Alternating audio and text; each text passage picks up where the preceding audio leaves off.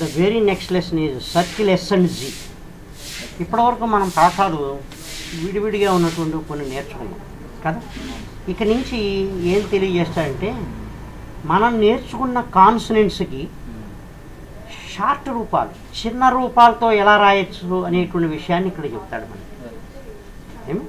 మనం నేర్చుకున్నటువంటి కాన్సనెంట్స్కి అంటే మనం కాన్సనెంట్స్ పీబీటీడీ జేజేకేగే ఇలా నేర్చుకుంటూ వచ్చాం. వీటన్నింటికి కూడా షార్ట్ రూపాలు అంటే ఇంకా చిన్నగా ఎలా రాయొచ్చు అనే విషయాన్ని ఈ పాఠం నుంచి మొదలుపెట్టి మనకు తెలియజేస్తాడు. అందులో భాగంగా మొట్టమొదటి పాఠం ఏమిటంటే గ్రూప్ ఆఫ్ సర్కిల్స్ అని ఉంటుంది. గ్రూప్ ఆఫ్ సర్కిల్స్ అంటారు. సర్కిల్స్ అంటే సున్నలని అర్థం కదా. గ్రూప్ ఆఫ్ సర్కిల్స్ అంటే కొన్ని పాఠాలన్నింటినీ కలిపి అంటే సర్కిల్స్తో కూడుకున్నటువంటి పాఠాలన్నింటినీ కలిపి ఒక గ్రూపుగా మనకి కేటాయించి తెలియజేస్తాడు రైటర్, మన షార్ట్ హ్యాండ్ రైటర్ గారు, పిట్మెన్ గారు. ఇప్పుడు అందులో భాగంగా ఆ గ్రూప్ ఆఫ్ సర్కిల్స్లో భాగంగా మొట్టమొదటి పాఠం ఏమిటి అంటే సర్కిల్ ఎస్ అండ్ జీ. అంటే ఎస్ జీని మనం ఎలా నేర్చుకున్నాం, ఇలా నేర్చుకున్నాం కదా. ఎస్ని ఇలా లైట్గాను, జీని థిక్గాను మనం నేర్చుకున్నాం. ఇప్పుడు దీన్ని ఇలానే కాకుండా ఒక చిన్న సర్కిల్ రూపంలో కూడా రాయొచ్చు. ఒక చిన్న సర్కిల్ కదా. ఈ సర్కిల్ యొక్క ఇది ఎంత ఉండాలి అంటే చాలా చిన్నది ఉండాలి పరిమాణం అనేటువంటి. ఏం చేద్దానంటే ఇలాంటి పరిణామాలు పెద్దవాటితో కూడుకున్నటువంటి సర్కిల్స్ కూడా ముందు పాఠాల్లో రాబోతుంది. అందుకోసమని చిన్న సర్కిల్ అనేటువంటి దాన్ని మనం ఇక్కడ చూపించాల్సి ఉంటుంది. అంటే ఎస్జీని ఒక చిన్న సర్కిల్ రూపంలో రాస్తాం. ఇది మామూలుగా మన సున్నను ఎలా నేర్చుకుంటో ఆ రకంగానే రాస్తాం. అంటే సున్నని ఏ రకంగా అయితే మనం రాస్తామో దీన్ని కూడా అదే రకంగా మనం రాస్తాం. అయితే దీనికి కూడా కొన్ని ప్రతిదానికి కొన్ని నియమాలు ఉంటాయి. ఈ సర్కిల్ అనేటువంటిది రాయడానికి కూడా కొన్ని నియమాలు ఉంటాయి. అంటే అవి ఎక్కడ రాయాలి, ఎలా రాయాలి, ఏమిటి అనేటువంటి విషయాన్ని మనం ఈ పాఠంలో చూపిస్తాం. ఎస్ జీ రెండింటినీ కూడా అయితే ఇక్కడ పలకడంలో ఏం పలుకుతున్నాం, సర్కిల్ని రాస్తే ఎస్ జీ రెండు పలుకుతాయనుకున్నాం కదా. ఎస్ జీ రెండింటినీ పలుకుతుంది. ఒకే సర్కిల్, చిన్న సర్కిల్, ఎస్ జీ రెండింటినీ పలుకుతుంది. అయితే దానికి మరి రెండు పలికితే ఎలాగంటే మనం గ్రహించడం అనేటువంటిది ఎలాగా అనేటువంటిది మనం ఆలోచిస్తూ ఉంటాం. సాధారణంగా మనకి అంతే కదా, మరి రెండు పలికితే ఎలా గుర్తుపట్టడం అనేది. అందుగురించి మొట్టమొదటిగా ఏం చెప్తా అంటే ఫస్ట్ ప్రిన్సిపల్లో మనకి ఏం తెలియజేస్తాడంటే ఇనీషియల్గా రాసేటువంటి సర్కిల్ అంటే ప్రారంభంలో రాసేటువంటి సర్కిల్ ఎస్ సౌండ్నే చెబుతుంది కానీ జీ సౌండ్ని ఇవ్వదు అని తెలియజేస్తాడు ఫస్ట్ ప్రిన్సిపల్లో. ఇనీషియల్గా రాసేసాడు. ఇనీషియల్ అంటే ప్రారంభం. ప్రారంభం అంటే ఏ కాన్సనెంట్గా అయినా ప్రారంభంలో సర్కిల్ రాసినట్లయితే అది ఎస్ సౌండ్ని చెబుతుంది కానీ జీ అనే సౌండ్ని వినిపించదు అని తెలియజేస్తాడు. అంటే ఒకవేళ ఇనీషియల్గా జీ సౌండ్ వస్తే ఏం చేయాలండి అని నెక్స్ట్ ప్రశ్న కదా. వస్తే స్ట్రోక్ జీని రాసుకోవాలి. దీన్ని స్ట్రోక్ జీ అంటారు. Stroke S and stroke Z ఇవి. అందులో స్ట్రోక్ జీని రాస్తాం. ఫర్ ఎగ్జాంపుల్ 0 అని వచ్చిందనుకో, ఇక్కడ జీ సౌండ్ వచ్చింది మొట్టమొదటిగా, స్ట్రోకే రాసుకోవాలి. జెనిత్ అనే పదం వచ్చింది సపోజ్, ముందు జీ వచ్చింది, జీనే రాసుకోవాలి. సర్కిల్ రాస్తే పనికిరాదు.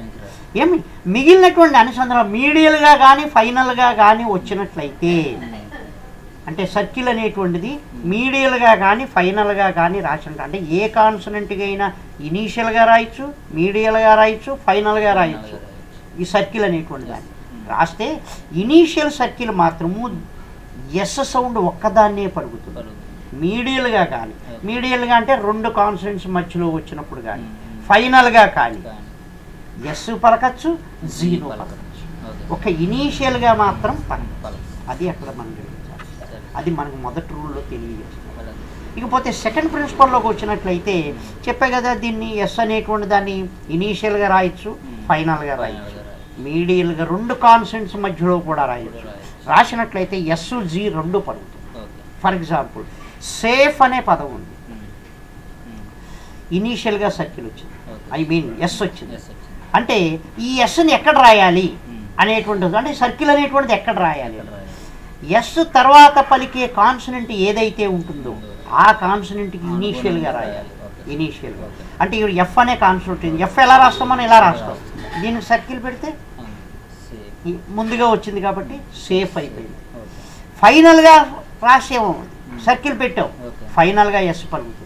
అంటే ఇనీషియల్గా ఉంటే initial circle sound, initial sound of S. ఫైనల్గా రాస్తే ఫైనల్ సౌండ్ ఆఫ్ ఎస్. అంటే పదం అనేటువంటిది ఒక కాన్సనెంట్కి ఇనీషియల్గా కనిపించింది అంటే, ప్రారంభంలో కనిపించింది అంటే ఆ పదము ఎస్ సౌండ్తో ప్రారంభమైనట్టే లెక్క. ఫైనల్గా పలికింది ఆ పదము ఫైనల్గా ఎస్ సౌండ్తో ఎండ్ అయినట్టు లెక్క. ఏమి అది అక్కడ అందుకనే సేఫ్స్ అవుతుంది. సపోజ్ SOOTH సూత్ అని వచ్చింది అంటే ఈ ఎస్ అని దేనికి రాయాలి? ఇత్తికి రాయాలి. ఇదిగో రాసాం, సర్కిల్ పెట్టాం అంటే సూత్ ఇలా రాసాం. ఫైనల్గా సర్కిల్ పెట్టాం, సూత్స్ అవుతుంది. ఇక్కడ జాగ్రత్తగా గమనించాలి. ఇనీషియల్గా రాసే సౌండ్ ఇనీషియల్గా రాసే సర్కిల్ ఇనీషియల్ సౌండ్ ఆఫ్ ఎస్ని, ఫైనల్గా రాసే S circle final sound of ఎస్ని. అంటే ఇనీషియల్గా ఏ కాన్సనెంట్కి అయినా సర్కిల్ కనపడింది అంటే ఆ పదం డెఫినెట్గా దేంతో ప్రారంభమైనట్టు. ఫైనల్గా రాస్తే ఫైనల్గా సర్కిల్ కనపడితే ఫైనల్గా ఎస్తో ఎండ్ అయినట్టే. అంటే ఆ మధ్యలోని ఎస్ తర్వాత ఉండే కాన్సనెంట్కి మనం ఈ సర్కిల్స్ అనేటువంటివి రాస్తాం. ఫైనల్గా ఉంటే ఫైనల్గా రాస్తాం, ఇనీషియల్గా ఉంటే ఇనీషియల్గా. అది ఇక్కడ గమనించాలి. సూత్స్ ఈ రకంగా రాస్తాం. ఏమి అలాగే సోర్స్ SOURC ఆర్కి ఆర్ ఇలా రాస్తాం, ముందు ఎస్ వచ్చింది అంటే సోర్స్ అన్నప్పుడు ఇంకో సర్కిల్ పలికింది ఫైనల్గా కూడా ఎస్ సౌండ్ వచ్చింది, అందుకనే సోర్స్ ఈ రకంగా రాస్తాం. ఏం ఎస్ఏస్ అన్నప్పుడు ఇక్కడ ఎస్ ఫైనల్గా పలికింది. ఇక్కడ ఎస్ఏస్ అన్నప్పుడు తర్వాత కూడా ఎస్ సౌండే వచ్చింది అంటే ఎస్కి కూడా సర్కిల్ రాయొచ్చు. అర్థమైందా? ఎస్ సౌండ్ ఇప్పుడు ఎస్ఎస్ అన్న దాంట్లో 2 ఎస్లు వచ్చాయి అవునా? రెండో ఎస్ని పరిగణలోకి తీసుకోవాలి మనం, ఎందుకంటే రెండో కాన్సనెంట్నేగా తీసుకున్నాం. ఎస్ తర్వాత ఉండే కాన్సనెంట్, ఎస్ తర్వాత ఎస్ రాసావు, ఫైనల్గా ఎస్ పలికింది ఎస్ఏఎస్, ఫైనల్గా ఎస్ రాసావు.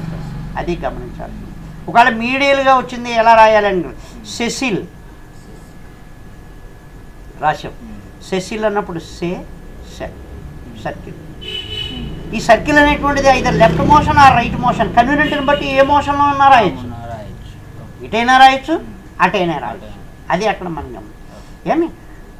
అయితే సింగ్స్ SINGS ఇంగ్ అనే పదం వచ్చింది ఇక్కడ, సర్కిల్ ఇదిగో సింగ్స్. సెన్స్ ఈ రకం ఏమి. అలాగే జస్టిస్ జే రాసాం, జస్టిస్ అన్నప్పుడు ఎస్ వచ్చింది, మీడియల్ సర్కిల్ మీడియల్గా వచ్చింది. ర్యాస్ప్ రే సర్కిల్ ర్యాస్ప్ అన్నప్పుడు ఇలా ఏమి అబౌవ్ ద రైన్లో దానికి. టాస్క్ TASK టాస్క్ మీడియల్గా వచ్చింది. ఇనీషియల్గా రాయొచ్చు, ఫైనల్గా రాయొచ్చు, మీడియల్గా కూడా రాయొచ్చు. మీడియల్గా ఎలా రాయాలో చూపిస్తున్నాడు ఇక్కడ. రిస్క్ రే సర్కిల్ ఈ రకంగా రా ఏమి. అలాగే హ్యాస్ప్ HASP అంటే మీడియల్గా కూడా ఈ రకంగా. సరే ఫైనల్గా రాయొచ్చని ఇందాక ఆల్రెడీ చూపించాం, దాన్నే మళ్ళీ చూపిస్తున్నాడు. Space SPSP circle seeds sages ఏమి. సారోస్ ఫైనల్గా. క్యాస్ట్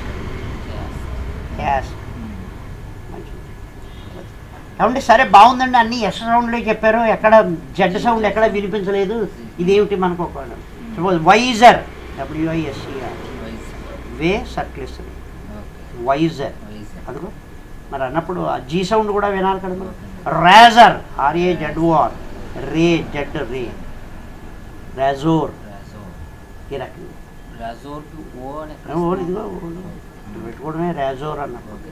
అదే ఇక్కడ ఈ పక్కన రాజోర్ కదా, ఓల్ ఈ పక్కన వస్తుంది, ఇక్కడ వస్తుంది రాజోర్ ఓ అని. ఓ అంటే ఆర్ ముందు పలికింది కదా జట్టుకి, దీనికి జట్టుకి సర్కిల్ కాబట్టి అక్కడ ఓవెల్ అనేటువంటిది ముందు రాస్తాం. రాజోర్ ఈ రకంగా.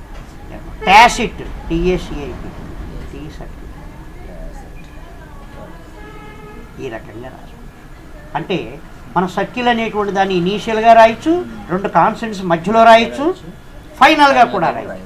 ఇనీషియల్గా రాసేటువంటి సర్కిల్ ఎప్పుడూ కూడా ఇనీషియల్ సౌండ్ ఆఫ్ ఎస్ అని, ఫైనల్గా రాసే సర్కిల్ ఎప్పుడూ కూడా ఫైనల్ సౌండ్ ఆఫ్ ఎస్ అని తెలియదు. పోతే మధ్యలో వచ్చేటువంటిది జీ సౌండ్ అవ్వచ్చు, ఎస్ సౌండ్ అవ్వచ్చు. ఇనీషియల్గా మాత్రం జీ సౌండ్ ఎప్పుడూ పలకదు సర్కిల్. సర్కిల్ అనేటువంటి దాన్ని ఎప్పుడు కూడా జీ సౌండ్ ఇనీషియల్గా రాస్తే ఇవ్వదు. అది ఎక్కడ మనం గ్రహించాలి. అది ఓన్లీ ఎస్ఏ. మీడియల్గాను ఫైనల్గాను ఎస్ రావచ్చు, జీ సౌండ్ రావు. జెడ్ అనకూడదు, జీ అనాలి. మన భాషలో జీ, జెడ్ అనేటువంటి పదం మన దగ్గర ఉండదు అసలు. జీ అనే సౌండే ఉంటుంది. అందుకనే మనం ఎస్ జీ అనే నేర్చుకుంటాం, జెడ్ అని మనం నేర్చుకోం. అది అక్కడ గమనించాలి. ఓకేనా? అది ఇందాక ఆల్రెడీ చెప్పా, ఇనీషియల్ సౌండ్ ఆఫ్ సర్కిల్ ఇనీషియల్గా వస్తుందని, ఫైనల్గా రాసే సౌండ్ ఫైనల్గా వస్తుంది. మీడియల్గా వచ్చేది మీడియల్గానే పలుకుతుంది. ఫైనల్గాను మీడియల్గాను ఫైనల్గాను జీ సౌండ్ రావచ్చు, ఎస్ సౌండ్ ఏదైనా పలకచ్చు. దాన్ని దీన్ని కూడా వాడతాం. అది అక్కడ. ఇకపోతే నెక్స్ట్ ప్రిన్సిపల్లో మనకి ఏం తెలియజేస్తారంటే లోగోగ్రామ్స్ అని మనం నేర్చుకున్నాం. అంటే గ్రామ్లోక్స్ మనం నేర్చుకున్నాం. గ్రామ్లోక్స్ కూడా ఈ సర్కిల్ని యాడ్ చేయొచ్చు. ఆల్రెడీ మనం నేర్చుకున్న గ్రామ్లోక్స్ కూడా వాటిని సర్కిల్ యాడ్. సపోజ్ కే రాసాం, కమ్ అని నేర్చుకున్నాం, దానికి ఎస్ పెడితే కమ్స్ అవుతుంది. పుట్ అనేది నేర్చుకున్నాం ఇలాగ, దానికి పీ సర్కిల్ పెడితే పుట్స్ అవుతుంది. అంటే గ్రామ్లోక్స్ కూడా మనం దీన్ని వాడుకోవచ్చు అని తెలియజేయడానికి అక్కడ మనకు చెప్పాడు నెక్స్ట్ ప్రిన్సిపల్. ఇకపోతే నెక్స్ట్ ఇంకొక ప్రిన్సిపల్ తెలియజేస్తాడు. అందులో ఏమంటాడంటే ఈ సర్కిల్ తర్వాత వచ్చేటువంటి ఎల్ని, సర్కిల్ తర్వాత వచ్చే ఎల్ని అపోడెల్లు, కొన్ని సందర్భాల్లో డౌనోడెల్ రాయడం కూడా నేర్చుకున్నాం. కద్దు కొద్దిగా మనం నేర్చుకున్నాం. కొన్ని వాటిల్లో ఇంతకు ముందు లెసన్లో 1-2 పాఠాల్లో ఎల్ని కిందకి రాయడం కూడా మనం నేర్చుకున్నాం. అంటే ఎల్ని ఇలా అపోడెల్ రాయొచ్చు, డౌనోడెల్ రాయొచ్చు. అయితే ఇప్పుడు వీడు ఏమంటాడంటే రైటర్ గారు, సర్కిల్ యొక్క మోషన్ బట్టి ఎల్ని డౌన్ కిందకైనా రాయొచ్చు లేదా పైకైనా. అంటే ఆ యొక్క ముందు రాసే పదాన్ని బట్టి ఉంటుంది. అది ఇక్కడ గమనించాల్సి ఉంది. సపోజు వెజ్జల్ అనే పదం ఉంది, ఎస్ఎస్ఈ. ఇగో వి సర్కిల్ వెజ్ అయింది అక్కడ. ఇప్పుడు ఎల్ రాయాలి. ఇప్పుడు నువ్వు ఎల్ని ఇలా తిప్పకూడదు, కింద ఇలా తిప్పేసుకోవాలి. లూజర్ అనే పదం వచ్చింది, ఎల్ఓసిఆర్. లూజ్ ఇలా రాసాం, ఆర్ వచ్చింది, అలా తిప్పేసుకోవాలి. లూజర్ అన్న. సరే లెసన్ అనే పదం వచ్చింది, లెసన్ అనే. సాధారణంగా అపోడల్లో ఎస్ ఇలా తిప్పాం, మరి ఎన్ ఇలా వెనక్కి వచ్చింది కదా, మరి ఆపోజిట్ మోషన్లో ఉంది. అందుకని అలా రాయకూడదు, ఎల్ లెసన్ ఈ రకంగా చెప్పాలి. అంచేత కన్వీనియంట్ని బట్టి సర్కిల్ యొక్క మోషన్ బట్టి ఎల్ని కిందకైనా రాయొచ్చు, పైకైనా రాయొచ్చు అనే విషయాన్ని మనం. క్యాన్సెల్ అనే పదం ఉంది, సిఏఎన్సి. కేఎన్ సర్కిల్ అలా తిరిగింది, ఎల్ని కూడా అలా ఆ మోషన్లోనే రాసి మళ్ళీ పైకి వెళ్ళడం అనేది కానీ ఇన్కన్వీనియన్స్ అవుతుంది. అక్కడ మనం గమనించాలి, కాన్సనెంట్స్ అన్నీ కూడా పాఠాలన్నింటిలో కూడా కన్వీనియంట్ ఇన్కన్వీనియన్స్ అనేటువంటివి ఉంటాయి. అన్ని కన్వీనియంట్ అనేటువంటిది కానీ కూడా చూసుకోవాలి. అక్కడ చూసుకుని దాన్ని బట్టి రాయమని చెప్తాడు. అంతేగాని బలవంతంగా మోషన్ను మార్చి రాయడం అనేటువంటిది రైటర్ యొక్క ధ్యేయం కాదు. అందుగురించే దీనికి ఇక్కడ ఇంత వివరణ ఇచ్చాడు మనకి ఈ విషయం గురించి. అది ఇక్కడ గమనించాల్సి. ఫైనల్గా మరొక విషయాన్ని ఏం తెలియజేస్తాడంటే మనకి సాధారణంగా లైట్ సౌండెడ్ ఓవెల్స్ ఉంటాయి. ఇప్పుడు ఎస్ తర్వాత కానీ ఎస్ ముందు కానీ ఓవెల్స్ వస్తూ ఉంటాయి. ఆ ఓవెల్స్ని రాస్తాం, మనం రాయాలి, లేకపోతే ఎలాగ తెలియదు కదా. ఏం చేస్తామంటే ఆ ఎస్ ముందు ఓవెల్ వచ్చి ఎస్ తర్వాత ఓవెల్ వచ్చిందనుకో, తర్వాత ఉండే కాన్సనెంట్కి ముందు రాస్తాం. ఆల్రెడీ 2వ పార్ట్ ఇంటర్వీనింగ్ ఓవెల్ లెసన్లో మనం నేర్చుకున్నాం. అక్కడ ఏం నేర్చుకున్నామంటే 2 కాన్సనెంట్స్ మధ్యలో వచ్చేటువంటి ఓవెల్ని 2వ కాన్సనెంట్కి ముందు భాగంలో థర్డ్ ప్లేస్ ఓవెల్ ఇండికేట్ చేయమని వచ్చిందన్నమాట. అదే రూల్స్ని ఇక్కడ అప్లికబుల్ చేస్తూ ఏం చేస్తామంటే సపోజు ఇందాక రేజర్ అన్నావు నువ్వు, RAZOR, రే సర్క్లెస్ రే. రేజర్ అన్నప్పుడు ఆర్, జెడ్ తర్వాత ఓ అనే ఓవెల్ పలికి. మరి జెడ్ సర్కిల్గా రాసాం, సర్కిల్ ఓవెల్ పెట్టడం కుదురుతుందా? కుదరదు కదా. ఇప్పుడు దాని తర్వాత కాన్సనెంట్ ఏముంది? ఆర్ ఉంది. అంటే ఇది ఆర్, దీని ముందు కదా ఓవెల్ వచ్చింది, అది దాని ముందు ఓవెల్ అది కూడా రేజర్. అంటే RAZOR. అర్థమైందా? అంటే కన్వీనియంట్గానే ఉంది, పరకడానికి ఇబ్బంది ఏం లేదు కదా. ఇలా రాస్తున్నాం ఏమి అంచేతన ఏంటంటే అన్నింటినీ ఇలాగే పరిగణలోకి తీసుకోవాలి. సర్కిల్తో కూడుకున్నటువంటివన్నీ కూడా ఓవెల్స్ ఇలాగే రాస్తూ ఉంటున్నాం. ఏంటంటే దేన్నైనా సరే ఈ రకంగానే రాస్తాం. అయితే కొంచెం లైట్ సౌండెడ్ ఓవెల్స్ ఉంటాయి. అంటే ఈ ఎస్ తర్వాత పలికే లైట్ సౌండెడ్ ఓవెల్స్ అంటే ఆ ఓవెలు ఇండికేట్ చెయ్యక్కర్లేకుండా కూడా పదాన్ని నువ్వు గుర్తుపట్టగలుగుతావు. అలాంటి లైట్ సౌండెడ్ ఓవెల్ని ఒమిట్ చేసేయచ్చు, రాయక్కర్లేదు. ఆ ఓవెల్ని రాయక. ఫర్ ఎగ్జాంపుల్ పాయిజన్ ఉంది, POISON, P సర్కిల్, పాయిజన్ ఎన్, పాయిజన్ ఓవెల్ పెట్టాం, పాయ్ ఐ అనే ఓవెల్. ఇక్కడ జన్ అన్నప్పుడు జీ సౌండ్ తర్వాత ఆ అనే ఓవెల్ వస్తుంది, పాయిజన్ అన్నప్పుడు. అవునా? అన్న అనేటువంటి ఓవెల్ మనం ఇండికేట్ చేయక్కర్లేదు, ఎందుకంటే ఇది నువ్వు రాయగానే పాయిజన్ అనగానే నీకు ఐడియా వచ్చేస్తుంది. అలా లైట్ సౌండెడ్ ఓవెల్ సర్కిల్ తర్వాత ఉండేటువంటి లైట్ మీడియల్గా వచ్చే లైట్ సౌండెడ్ ఓవెల్ తర్వాత, ఐ మీన్ సర్కిల్ తర్వాత లైట్ సౌండెడ్ ఓవెల్ వస్తే దాన్ని ఇండికేట్ చెయ్యక్కర్లేకుండా పదాన్ని నువ్వు గుర్తుపట్టగలుగుతావు. అంటే మేజర్ ఓవెల్ రాస్తే చాలు, ఈ మైనర్ ప్రాధాన్యత అలాంటి పదాలకు ఒమిట్ చేసేయచ్చు అని తెలియజేస్తాడు. సపోజ్ రెఫ్యూసల్ అని ఉంది, రేఎఫ్ సర్కిల్ ఎల్, కన్వీనెంట్ని బట్టి తిప్పేమన్నాడు, కిందకి తిప్పేసాం. ఇప్పుడు రెఫ్యూసల్ అన్నప్పుడు రే, ఇక్కడ తర్వాత రే తర్వాత ఏమొచ్చింది, ఫ్యూ, ఇగో ఇక్కడ ఉంది యూ అనేది తిప్పుతాను. సల్ అన్నప్పుడు ఈ జల్, రెఫ్యూజల్ అన్నప్పుడు జీ తర్వాత ఏ అనే ఓవెల్ వస్తుంది, మనం ఎక్కడ ఇండికేట్ చేయక్కర్లేదు, ఎందుకంటే ఇక్కడే రెఫ్యూ అనగానే జల్ ఉంటుందని సంగతి నీకు ఐడియా, పదం అనేటువంటి ఐడియా వచ్చేసి. అందుకే ఆన్సర్, ANSWER, ఎన్ సర్క్యులస్ రే, ఆన్సర్ అన్నప్పుడు యాన్ పెట్టావు, సర్ అన్నప్పుడు ఎస్ తర్వాత ఏ అని ఓవెల్ వస్తుంది, ఇండికేషన్ అక్కర్లేదు. ఆన్స్ అనగానే ఆర్ ఉంటుందని వచ్చేస్తుంది, క్వశ్చన్ ఆన్సర్ అనుకుంటుంది, ఆన్సర్ మనకి ఇంకా స్ట్రోక్ తెలిసిపోతుంది కాబట్టి ఇంకా అవసరం. అది లైట్ సౌండెడ్ ఓవెల్ అయితే అవసరం, హెవీ సౌండ్ అయితే అప్పుడు ఆలు తర్వాత వేరే. రేజర్ అన్నప్పుడు హెవీ సౌండ్, అందుకనే పెట్టుకున్నాం అక్కడ, ఓ అని ఓవెల్ ఇచ్చాం అక్కడ. ఇలా లైట్ సౌండెడ్ ఓవెల్ని రాయక్కర్లేదు అని రైటర్ మనకి తెలియజేస్తాడు. అది ఈ గ్రూప్ ఆఫ్ సర్కిల్లో మొట్టమొదటి పాఠం మనకి తెలియజేసేది. అర్థమైందా? సర్కిల్ SNGలో మొట్టమొదటిగా మనకి ఏం చెప్పాడు, స్ట్రోక్ SNGని ఇలా నేర్చుకున్నాం మనం, వీటిని స్ట్రోక్ SNG అంటారు. దీన్ని ఇలానే కాకుండా ఒక సర్కిల్ రూపంలో కూడా రాయచ్చు. ఈ సర్కిల్ అనేటువంటిది అన్ని కాన్సనెంట్స్కి యాడ్ చేయొచ్చు, ఇనీషియల్గా రాయొచ్చు, మీడియల్గా రాయొచ్చు, ఫైనల్గా రాయొచ్చు. కాకపోతే ఇనీషియల్గా రాసే సర్కిల్ జీ సౌండ్ని చెప్పదు, ఓన్లీ ఎస్ సౌండ్ని ఇస్తుంది. మీడియల్గా కానీ ఫైనల్గా కానీ రాసేటువంటి సర్కిల్ ఎస్ సౌండ్ని పలకచ్చు, జీ సౌండ్ని పలకచ్చు అని మనకు తెలియజేస్తారు. అందుకనే ఎగ్జాంపుల్స్ కూడా అడగదు. ఇనీషియల్గా రాసే సర్కిల్ ఇనీషియల్ సౌండ్ ఆఫ్ ఎస్ని, ఫైనల్గా రాసే సర్కిల్ ఫైనల్ సౌండ్ ఆఫ్ ఎస్ని తెలియజేస్తుంది. అంటే ఎస్తో కాన్సనెంట్ ప్రారంభమైంది అంటే ఆ పదము ఎస్తో ప్రారంభమైనట్టే లెక్క. కాన్సనెంట్కి చివరిని సర్కిల్ ఉంది అంటే ఆ పదము ఎస్తో ఎండ్ అయినట్టే లెక్క. అది ఇక్కడ గమనించాల్సిన విషయం. ఓకేనా? అంచేతను మీడియల్గా ఫైనల్గా జీ సౌండ్ కానీ ఎస్ సౌండ్ కానీ రెండింటిని కూడా పలుకుతుంది. కాకపోతే నెక్స్ట్ దాంట్లో మనకి ఏం తెలియజేస్తాడంటే గ్రాములోక్స్ కూడా ఈ సర్కిల్ని యాడ్ చేయొచ్చు అని నెక్స్ట్ పాయింట్.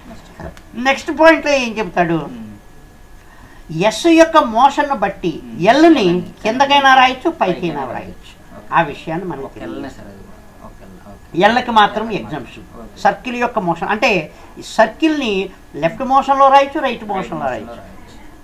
కాన్సనెంట్ యొక్క పొజిషన్ బట్టి మనం దాన్ని సర్కిల్ యొక్క మోషన్ని లెఫ్ట్ ఆర్ రైట్ నుంచి రాస్తూ ఉంటాం. కాకపోతే ఆ సర్కిల్ యొక్క మోషన్ బట్టి ఎల్ని కిందకైనా రాయొచ్చు, పైకైనా రాయొచ్చు అని నెక్స్ట్. ఫైనల్గా ఏం చెప్తాడంటే మీడియల్గా వచ్చేటువంటి ఎస్ తర్వాత పలికే లైట్ సౌండెడ్ ఓవెల్ని నువ్వు ఇండికేట్ చేయవలసిన పని లేదు, రాయక్కర్లేదు అని మనకు తెలియజేస్తాడు. అది మనకి బ్రీఫ్గా కాదు. ఓకేనా?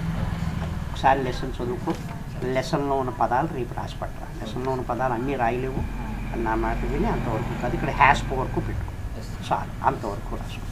ఏం అది దాని గురించి.